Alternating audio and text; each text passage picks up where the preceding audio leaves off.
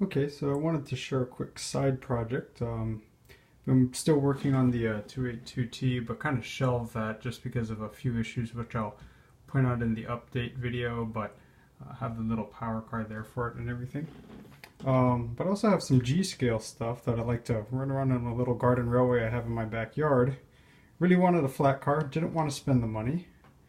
So, took the kind of lower bottom chassis portion off of a C&O boxcar, put it on a piece of wood, kind of cut some lines in the top to make it look like planks, 3D printed a little back piece here, as well as a little piece there, as well as some tie-ons or kind of I'm not sure what you call those, but the little, you see them all the time in logging cars where they have the sticks so that the logs don't roll off the side.